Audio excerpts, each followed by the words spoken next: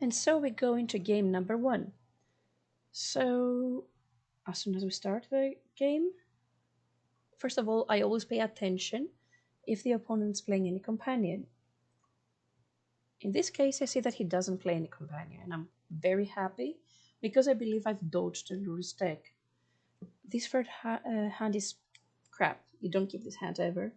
It has nothing. It has a Scavenging Ooze. It has an Ezuri. It's not fast. It's not powerful. No. It's gonna be a bit weird with all the clicks that I will have to do because it's on replay, but please accept my apologies for that. Now, this is a hand that I usually wouldn't have kept, but I have already mulliganed once.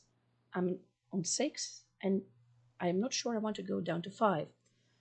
I hate keeping one-landers because the opponent doesn't show me any Lurus. I believe I might dodge a red-black deck or any removal deck, so I'm actually gonna go ahead and keep it. We are bottoming the Grist here because we don't have black, we never know when we're gonna get black, and we want a functional hand. And they play black, and we're not happy. The fact that he took War Master on turn 1 actually means that he has removal for my mana dork, for my Llanowar Elf. I cannot play around that, so I have to play the dork and see how it goes from there, hoping that I will draw the second land.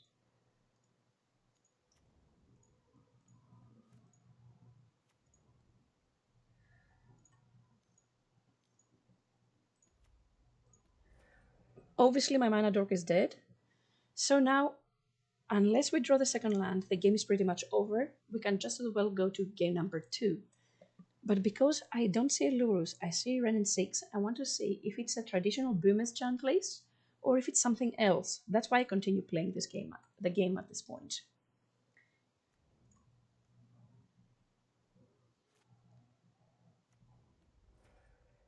I'm going a bit fast forward here because there's nothing much to see.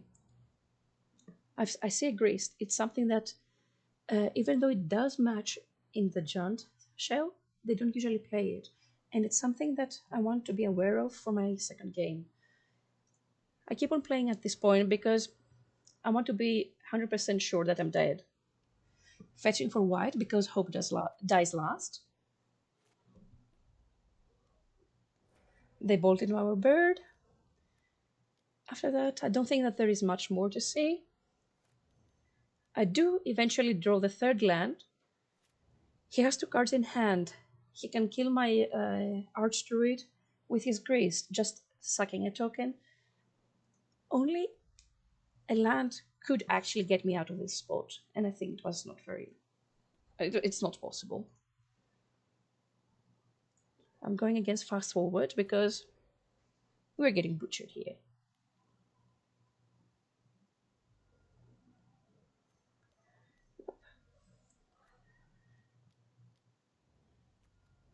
It's a butchering.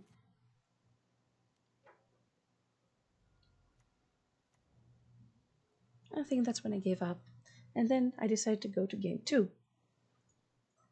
So, now we're going into game number 2. And we're playing first, which is actually a very good thing against these decks. Now, this hand, again, it has a 1-lander, but it has Leyline of Vitality, which I believe is crucial for this matchup because of Ren and 6. And also, apart from 1 dork, it also has Curian Ranger, which can work like a dork. So I decide to keep this hand.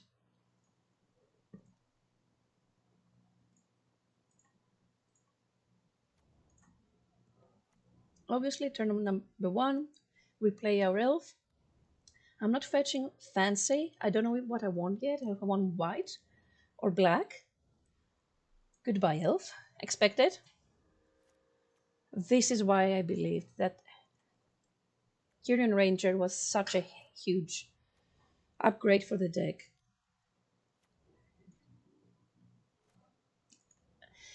The opponent, let me pause here, the opponent not casting any removal spell at this point, I think that's the turning point when I realized that, okay, I have a great chance of winning right now. Even though he has 4 cards in hand, I know that the cards that I have in my hand are way superior to his.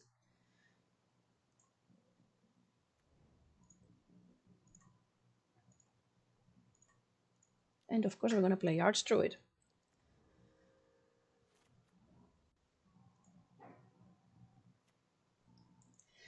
Another thing about Leyline, you see, even the opponent right here, he decides to kill it because I'm gaining so much life at this point that he cannot keep up. A Tarmogoyf, okay, it can deal a lot of damage, but still the life that I'm gaining using Leyline's ability every single turn is very important to buy you time to get out of a difficult situation.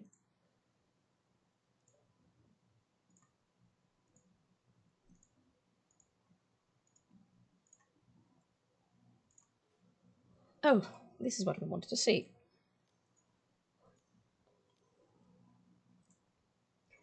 I'm actually going to cast Company in his turn because I want to finish him now. I don't want the game to drag any longer. And we can do current things now. There you go. Untap Archdruid. He conceded. He couldn't do anything after. So now we're going to game number 3. As the opponent is starting first, things are going to be a little bit more difficult, but we still have a hope.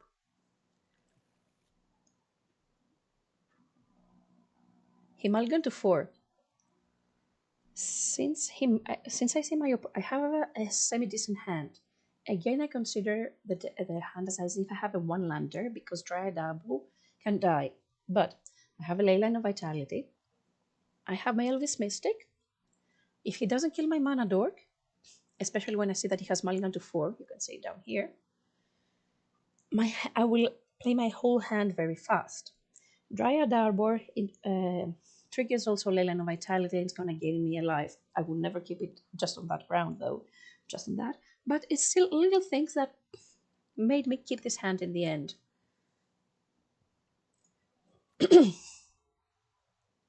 And after you saw game 2... So after you saw game 2, how bad was Leyline of Vitality for him that he actually had to kill it, you realize that it's a good card against Junt. Now he takes War Master. I think he's trying to slow us down. He has only 2 cards in hand. We're looking very good. Either he has a land, or he has 2 spells that the chances of him being able to cast both of them, for me, are pretty low.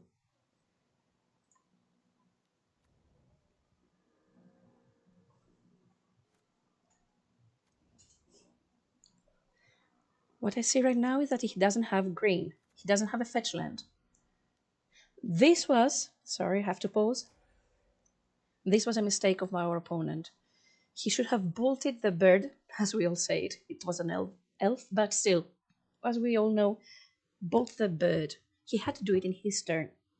Because letting me untap makes me play something that's 3 mana.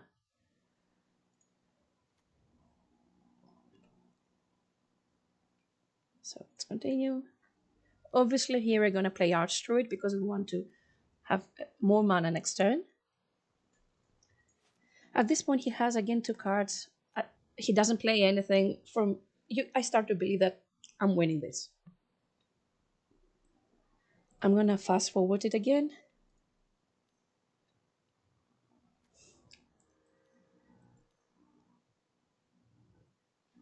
He conceded. Because there was nothing he could do at this point. So we start off well, and at this point I'm looking forward to the next game, hoping that I will dodge any black-red matchups to go for 2-0. So let's see what happened.